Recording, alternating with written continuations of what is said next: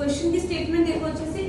In a right angle triangle ABC right angle at B, right angle at B बोला हुआ है ना, तो यहाँ पे हम ट्रायंगल बना लेते हैं। जब उसने बोला है ट्रायंगल का नाम और उसकी आपको स्ट्रक्चर बताई है कि कहाँ राइट एंगल है, तो दैट मींस आप फिगर ड्रॉ कर लो, उसकी जरूरत पड़ेगी आपको, ठीक है। राइट एंगल एट बी का मतलब यहाँ पे हम बना लेते हैं 90 डिग्री का एंगल, ठीक है। ए और सी आप कहीं पे भी लगा सकते हो, आपकी मर्जी है। तो सपोज मैंने ए यहाँ लगा दिया और सी का, हमेशा मैंने ए यही लिखती हूँ, आज मैंने यहाँ लिख दिया, ठीक है, एक ही बात। एबीसी राइट एंगल हो गया, ठीक है। अब इसमें आपको टेंजेंट ए गिवन है 1/√3, टेंजेंट ए गिवन है 1/√3। आपको sign A cos A sign C, first part में तो ये फाइंड आउट करना है, सेकंड पार्ट में कुछ और वैल्यूज है, ठीक है। सेकंड पार्ट आप लोग अपने आप करोगे, ये समझ में आ जाएगा। अब टेंजेंट ए गिवन है आपको 1/√3, ओके। टेंजेंट ए गिवन होने का मतलब कि हम इस ट्रायंगल की बात करें, ए एंगल की बात हो रही है, तो ये बेस हो गया, ठीक है। ए एंगल की बात हो रही है, दिस इज बेस, और 90 के अपोजिट ये आपका हाइपोटेन्यूज, और ये फिर क्या हो जाएगा, परपेंडिकुलर, ठीक है। ये बेसिक्स हमने कल किए थे। अब आपको tangent A is equal to 1/√3 given है, और टेंजेंट क्या होता है, पंडित बद्री प्रसाद वाली आइडेंटिटी से p/b, ठीक है। दैट मींस हमारा परपेंडिकुलर क्या हो गया यहाँ पे 1x यानी कि x, और बेस क्या हो गया है √3x, ओके। तो दैट मींस ये वाली वैल्यू जो है हमारी, ये तो आ गई है √3x, और जो परपेंडिकुलर है वो हो गया है x। अब हमें क्या फाइंड आउट करना है, हाइपोटेन्यूज, ठीक है।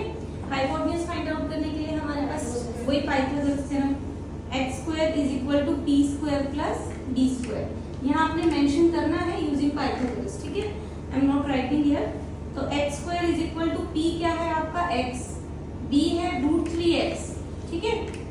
तो x का स्क्वायर ही रहेगा, इसका स्क्वायर करोगे तो 3x², ऐड करोगे दिस विल बिकम 4x², तो h हो जाएगा √4x², √4 विल बी 2, और x² का स्क्वायर रूट करोगे x यानी 2x। अगेन प्लस माइनस होता है, लेकिन क्योंकि लेंथ है तो यहाँ पे आपने प्लस माइनस नहीं लगाना, ओनली पॉजिटिव वैल्यू। हाइपोटेन्यूज कितना आ गया, ये वाली लेंथ कितनी आ गई हमारी 2x, ठीक है। अब आपके पास तीनों डायमेंशंस तो आ गए हैं, ठीक है। आपको चाहिए एक यहाँ पे साइन ए भी चाहिए, कोस ए भी चाहिए, तो पहले तो वही निकाल लेते हैं। साइन ए की वैल्यू फाइंड आउट कर लेते हैं। साइन होता है परपेंडिकुलर अपॉन हाइपोटेन्यूज, पता है ये सबको, ठीक है। तो परपेंडिकुलर हमारा x है और हाइपोटेन्यूज जो है वो 2x है, ये कट हो गया, तो साइन ए की वैल्यू आ गई है 1/2। एक हमें कोस ए भी चाहिए, तो कोस ए होता है बेस अपॉन हाइपोटेन्यूज, बेस है हमारा √3x और हाइपोटेन्यूज है 2x, ये भी कैंसिल आउट हो गया, ये हो गया √3/2, फाइन। फिर एंगल चेंज हो रहा है, cos c और sin c भी चाहिए। अगर एंगल चेंज हो रहा हो तो फिगर को फिर से ड्रॉ करो, क्योंकि बेस और परपेंडिकुलर की पोजीशन चेंज करनी पड़ेगी, ठीक है। तो मैं फिर से फिगर ड्रॉ कर रही हूँ फटाफट यहाँ पे शॉर्टकट में। ये c था, ये b, ये a, बाकी सब वैल्यू सेम लिखनी है। ये √3x, ये 2x और ये x, ठीक है। ये आपका हाइपोटेन्यूज ही रहेगा, लेकिन क्योंकि अब c एंगल की बात हो रही है तो this will be the base, ये बेस हो जाएगा और ये परपेंडिकुलर हो जाएगा, ठीक है। बस इतना चेंज करना है आपको, बाकी सेम फिगर। अब cos c फाइंड आउट करना है, तो cos c will be, cos होता है आपका बेस अपॉन हाइपोटेन्यूज, तो बेस अब ये लेना है आपके x अपॉन 2x, तो ये कितना आएगा 1/2।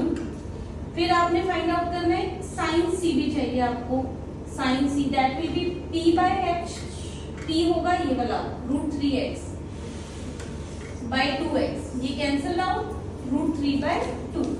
अब आपके पास ये ऑल 4 वैल्यूज आ गई है, इनको आपने इसमें पुट करके बस सॉल्व करना है, ठीक है। तो यहाँ पे पुट करते हैं sin a * cos c, तो sin a की वैल्यू थी 1/2 इंटू cos c की वैल्यू भी थी 1/2 प्लस cos a है √3/2 और sin c भी क्या है √3/2, ठीक है। अकॉर्डिंग टू द बोर्ड मास पहले मल्टीप्लिकेशंस करोगे फिर एडिशन करोगे, तो 1 1 * 1 और by 2 2 * 4, √3 विल बी 3 और 2 2 * 4, ठीक है। सेम बेसिस है, एलसीएम लिया 1 + 3 क्या हो गया 4/4, कट करोगे तो आंसर क्या आएगा 1,